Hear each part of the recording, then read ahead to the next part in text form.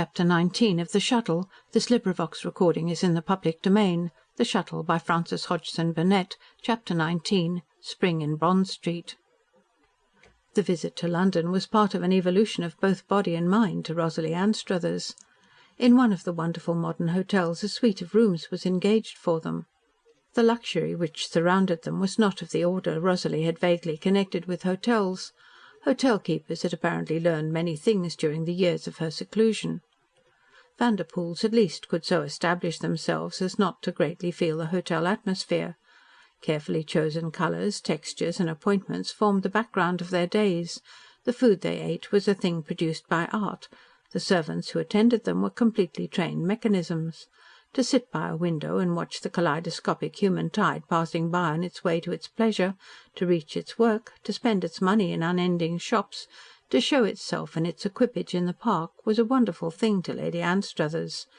It all seemed to be a part of the life and quality of Betty, little Betty, whom she remembered only as a child, and who had come to her a tall, strong young beauty, who had, it was resplendently clear, never known a fear in her life, and whose mere personality had the effect of making fears seem unreal. She was taken out in a luxurious little brougham to shops whose varied allurements were placed eagerly at her disposal. Respectful persons, obedient to her most faintly expressed desire, displayed garments as wonderful as those the New York trunks had revealed. She was besought to consider the fitness of articles whose exquisiteness she was almost afraid to look at. Her thin little body was wonderfully fitted, managed, encouraged to make the most of its long-ignored outlines. "Her ladyship's slenderness is a great advantage," said the wisely inciting ones. "There is no such advantage as delicacy of line." Summing up the character of their customer with the saleswoman's eye, they realised the discretion of turning to Miss Vanderpoel for encouragement, though she was the younger of the two and bore no title. They were aware of the existence of persons of rank who were not lavish patrons, but the name of Vanderpoel held most promising suggestions.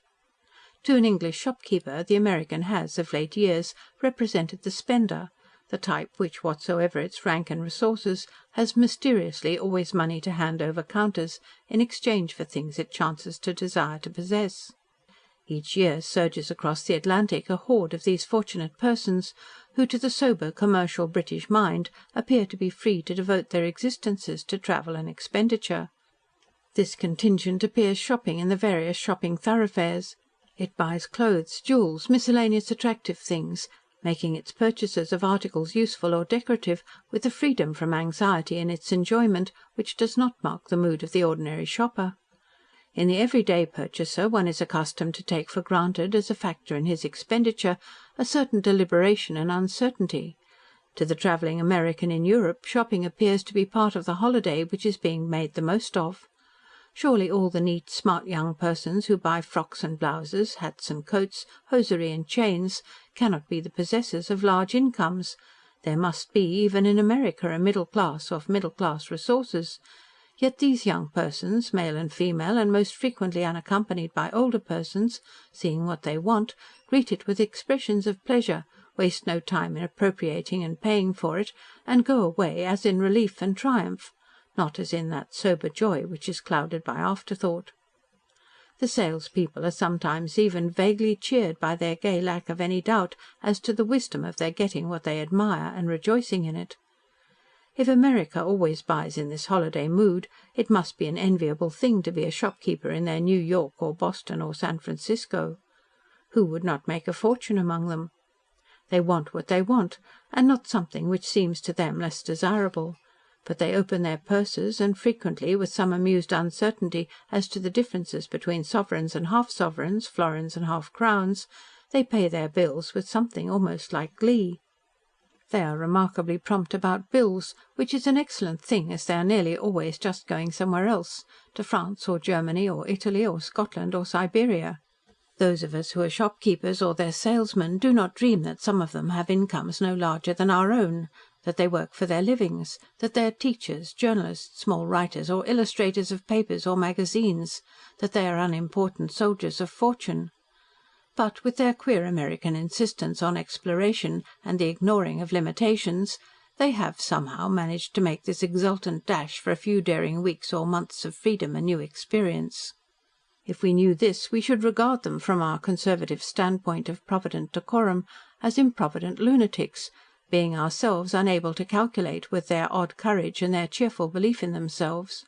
What we do know is that they spend, and we are far from disdaining their patronage, though most of them have an odd little familiarity of address, and are not stamped with that distinction which causes us to realise the enormous difference between the patron and the tradesman, and makes us feel the worm we remotely like to feel ourselves, though we would not for worlds acknowledge the fact.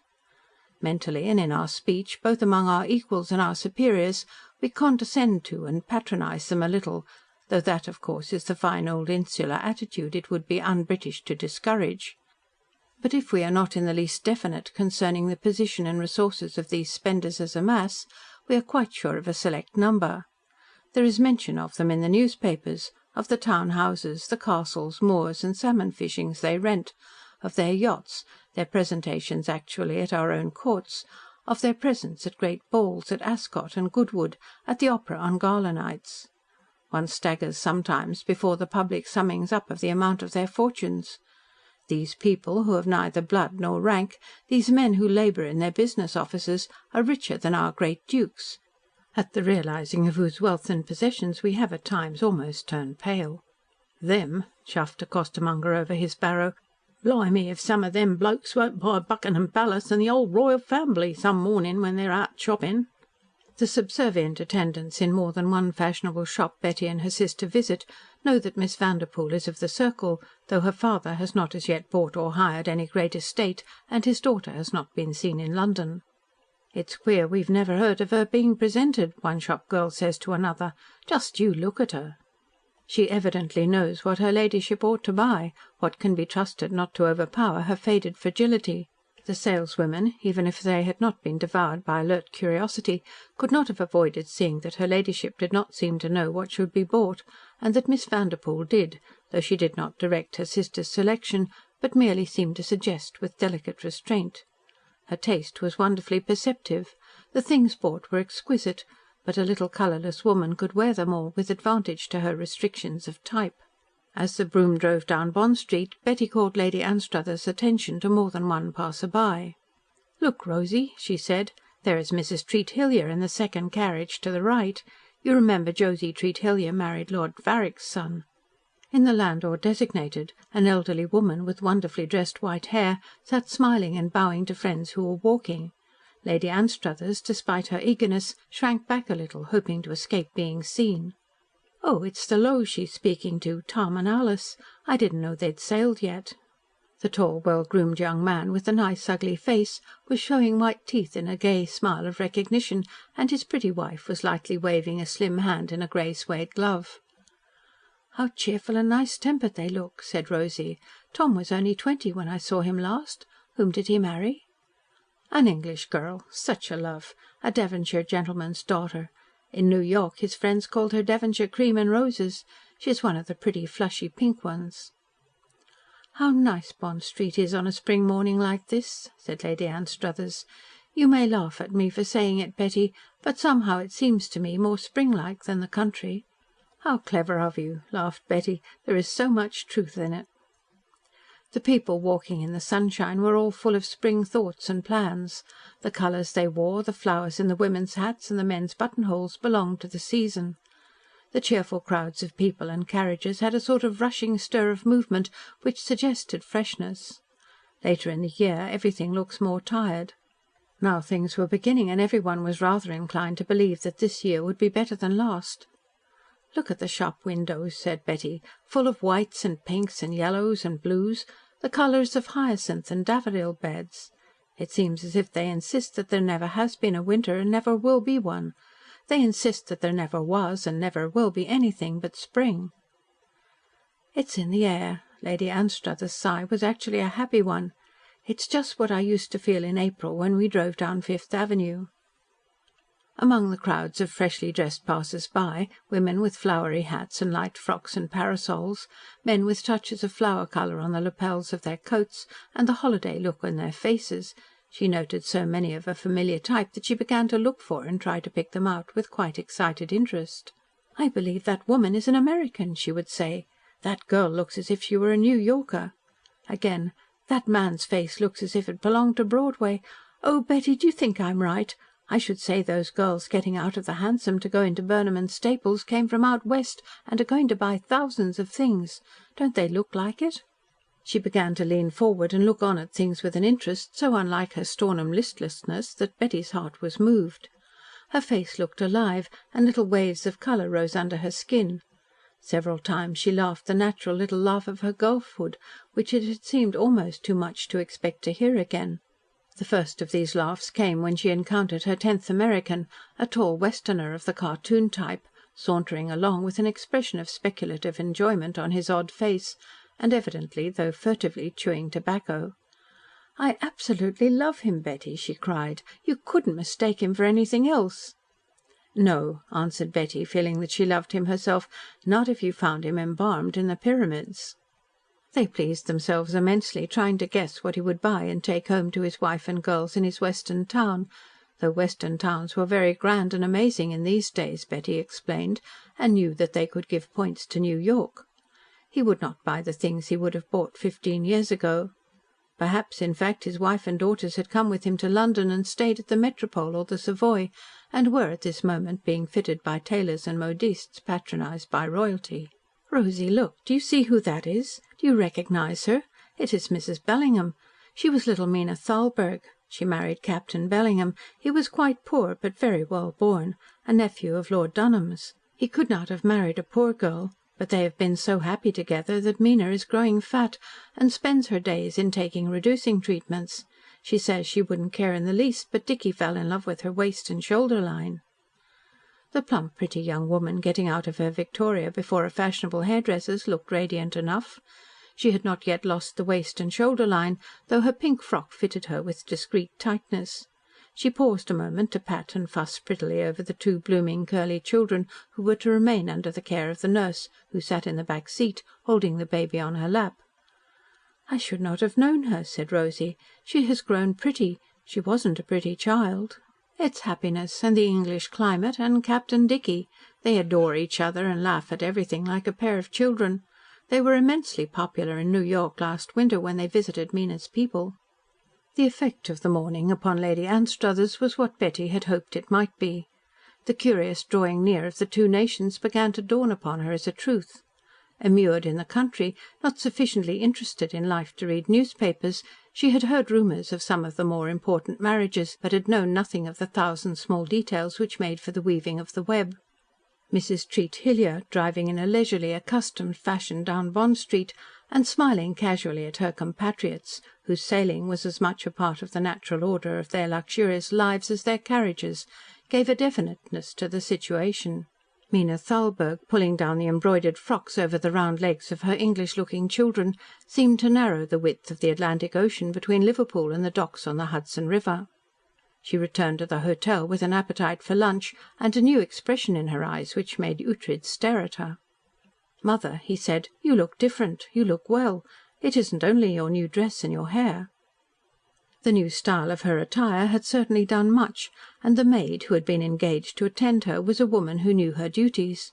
She had been called upon in her time to make the most of hair, offering much less assistance to her skill than was supplied by the fine, fair colourlessness she had found dragged back from her new mistress's forehead. It was not dragged back now, but had really been done wonders with. Rosalie had smiled a little when she had looked at herself in the glass after the first time it was so dressed. "You are trying to make me look as I did when mother saw me last, Betty," she said. "I wonder if you possibly could." "Let us believe we can," laughed Betty, "and wait and see." It seemed wise neither to make nor receive visits. The time for such things had evidently not yet come. Even the mention of the Worthingtons led to the revelation that Rosalie shrank from immediate contact with people. When she felt stronger, when she became more accustomed to the thought, she might feel differently. But just now, to be luxuriously one with the enviable part of London, to look on, to drink in, to drive here and there, doing the things she liked to do, ordering what was required at Stornham, was like the creating for her of a new heaven and a new earth. When one night Betty took her with Ughtred to the theatre, it was to see a play written by an American, played by American actors, produced by an American manager. They had even engaged in theatrical enterprise, it seemed. Their actors played before London audiences, London actors played in American theatres, vibrating almost yearly between the two continents, and reaping rich harvests.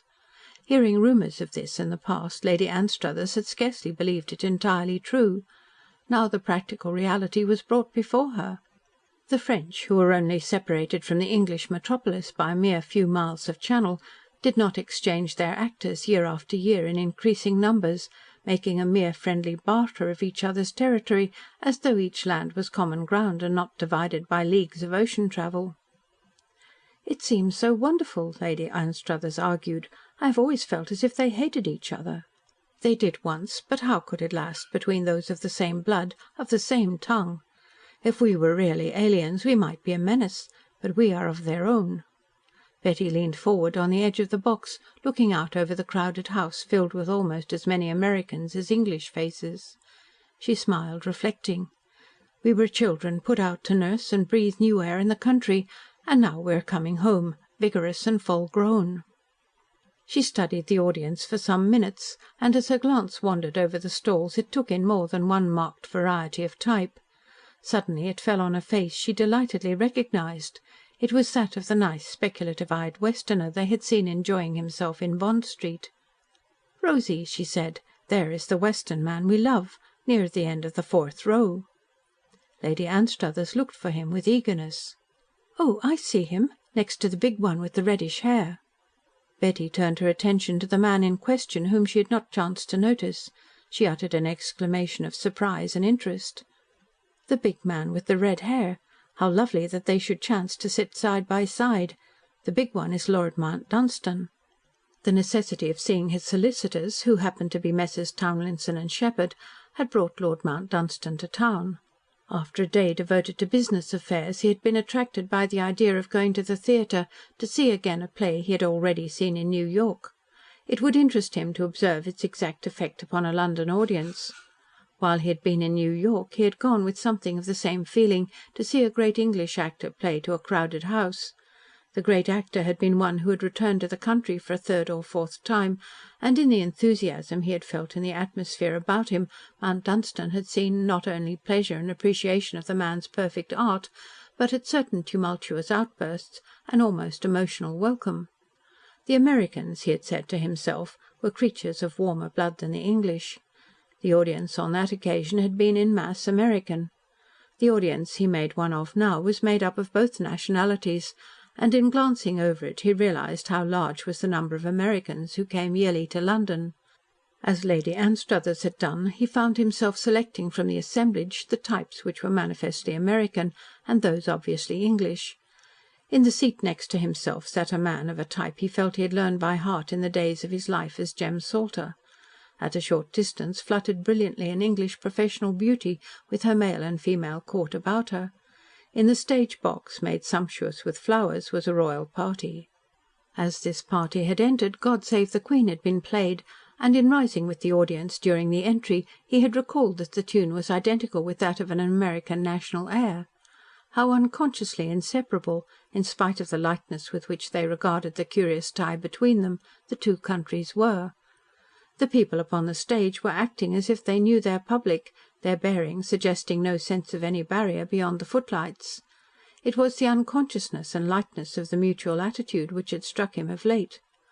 Punch had long jested about fair Americans, who, in their first introduction to its pages, used exotic and cryptic language, beginning every sentence either with "I guess" or "say, stranger." Its male American had been of the Uncle Sam order, and had invariably worn a goatee. American witticisms had represented the Englishman in plaid trousers, opening his remarks with "Chawley, dear fella," and unfailingly missing the point of any joke. Each country had cherished its type, and good-naturedly derided it. In time this had modified itself, and the joke had changed in kind. Many other things had changed, but the lightness of treatment still remained. And yet their blood was mingling itself with that of England's noblest and oldest of name, their wealth was making solid again towers and halls which had threatened to crumble. Ancient family jewels glittered on slender young American necks, and above, sometimes somewhat careless, young American brows. And yet, so far, one was casual in one's thought of it all still. On his own part, he was obstinate Briton enough to rebel against and resent it. They were intruders. He resented them, as he had resented in his boyhood the historical fact that, after all, an Englishman was a German, a savage who, 500 years after the birth of Christ, had swooped upon early Britain from his Engleland and Jutland, and, ravaging with fire and sword, had conquered and made the land his possession, ravishing its very name from it and giving it his own. These people did not come with fire and sword, but with cable and telephone, and bribes of gold and fair women, but they were encroaching like the sea, which in certain parts of the coast gained a few inches or so each year.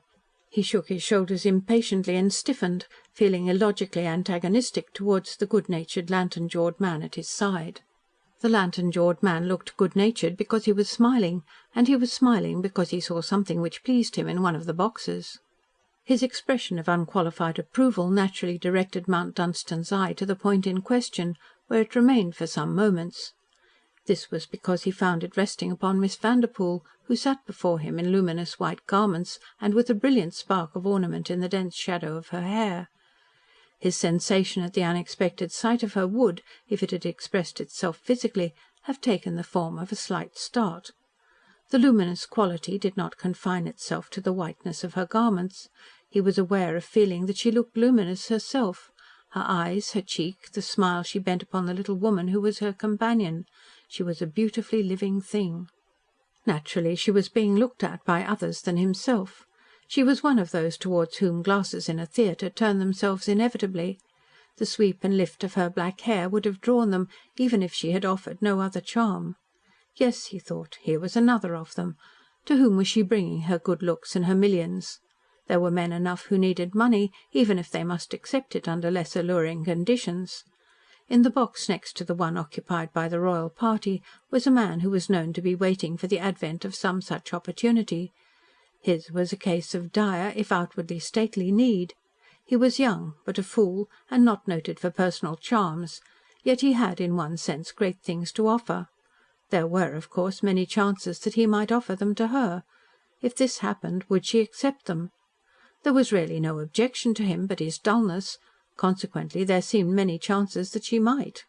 There was something akin to the pomp of royalty in the power her father's wealth implied. She could scarcely make an ordinary marriage. It would naturally be a sort of state affair. There were few men who had enough to offer in exchange for Vanderpoel millions, and of the few none had special attractions. The one in the box next to the royal party was a decent enough fellow.